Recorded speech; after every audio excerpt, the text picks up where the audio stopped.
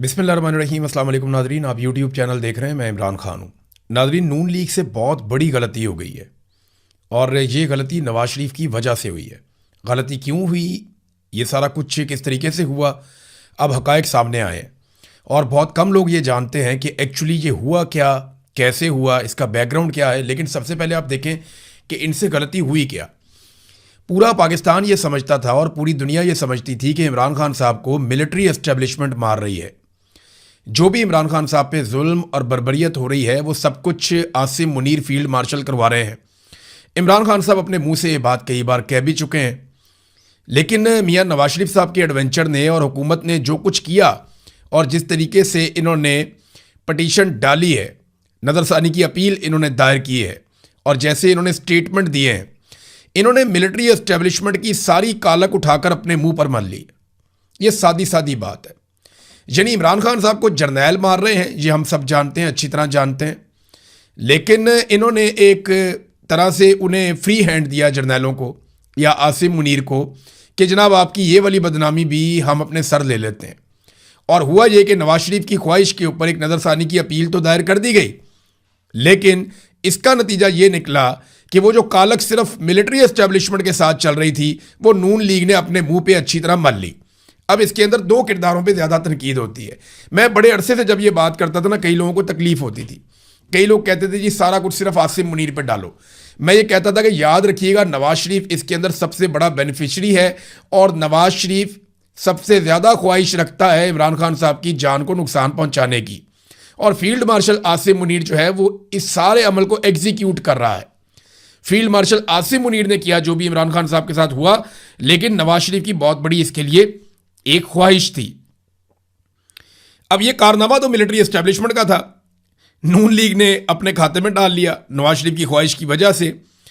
तो एक्चुअली नवाज शरीफ साहब की एक ओपिनियन है, उनकी ओपिनियन यह है कि अगर इमरान खान बच गया तो फिर हमारी सियासत खत्म हो जाएगी, हम फिर सियासत नहीं कर पाएंगे, हमारी नस्लें सियासत नहीं कर पाएंगी अगर इमरान खान बच गया और उसको दोबारा मौका मिल गया।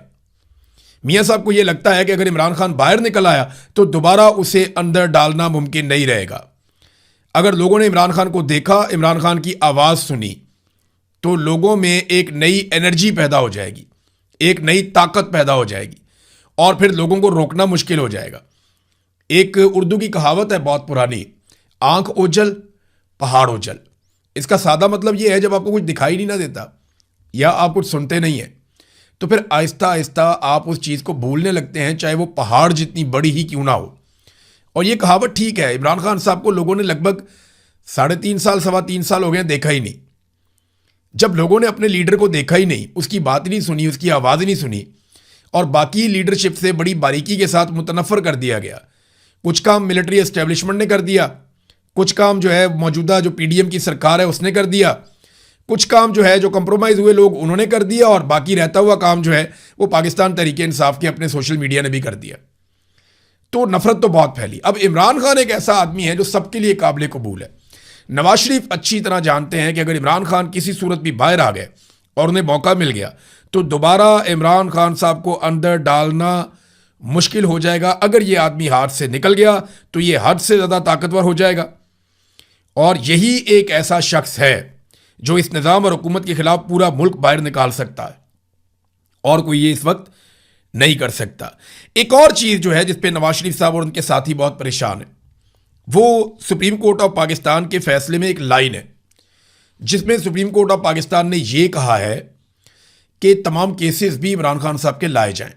अब इस पे वकला अलग अलग राय दे रहे हैं। वो ये कहते हैं कि इमरान खान साहब के जो केसेस हैं उनमें तो बेल हो सकती है और अगर इमरान खान साहब को मेडिकल ग्राउंड पे बेल मिल जाती है तो ये तो एक नई मुसीबत खड़ी हो जाएगी। जिस आदमी को बेल मिल गई उसके लिए ये तो गुंजाइश है ना कि वो जब चाहे टीवी के ऊपर आकर बैठ जाए, जब चाहे वो सोशल मीडिया के ऊपर आकर बैठ जाए, जब चाहे वो अपनी एक्टिविटीज़ कर ले। आप बेल कैंसिल कर सकते हैं और तो कुछ नहीं कर सकते उस आदमी का, लेकिन जब तक बेल है तब तक वो आदमी कहाँ से कहाँ तक मामला ले जाएगा ये कोई सोच भी नहीं सकता। और बेल कैंसिल होने पे उसको दोबारा बड़े आराम से आप गिरफ्तार कर लेंगे।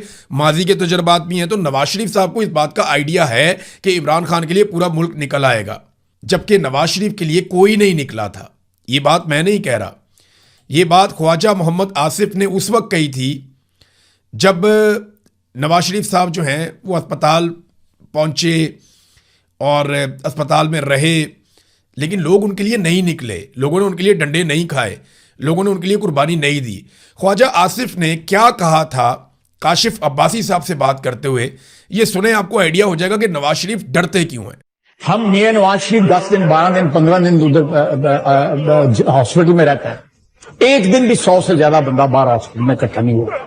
मैं आपको सच बता, सबसे बड़ा जो गुना था लाहौर से जब ये मार्च गुजरा, हमारे लोग नहीं पहुंचे वहां पे। लोग वोट ट्विटर तक, फेसबुक तक, वोट की हद तक सपोर्ट करेंगे, लेकिन मार नहीं खाएंगे।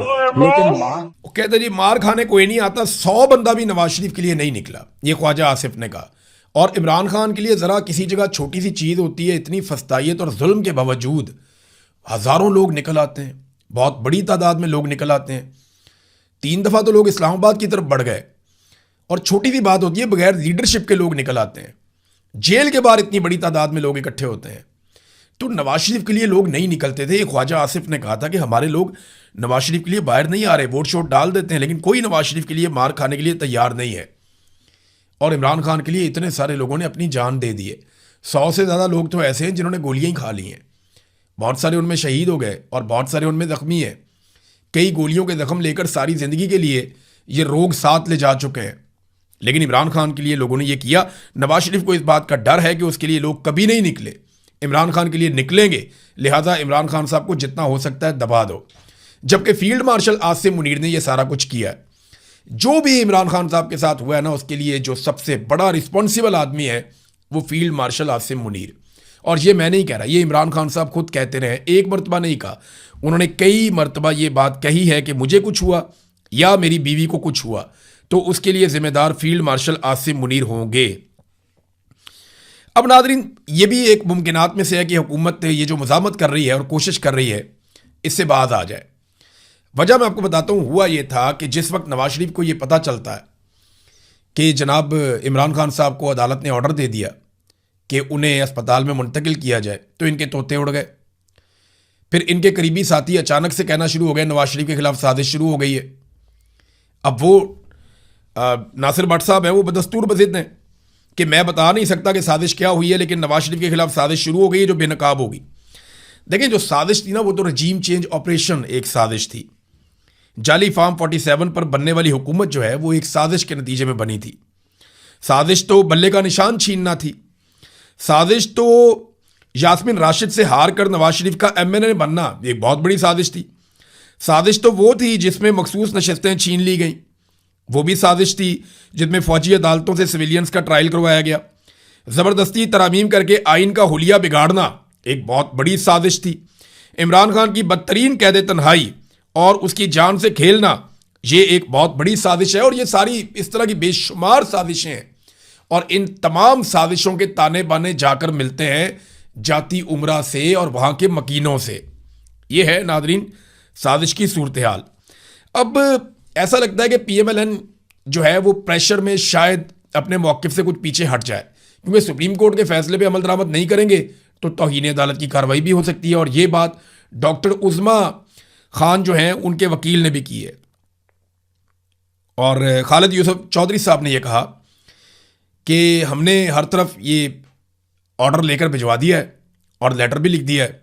अगर इमरान खान साहब को मुंतकिल नहीं किया जाता इस फैसले के मुताबिक अस्पताल में, तो डॉक्टर उज़मा की तरफ से हम तौहीन अदालत की एक दरख्वास्त डाल देंगे सुप्रीम कोर्ट ऑफ पाकिस्तान में, और फिर हुकूमत को तौहीन अदालत का सामना करना पड़ेगा, उसमें वो सबको फरीक बना देंगे।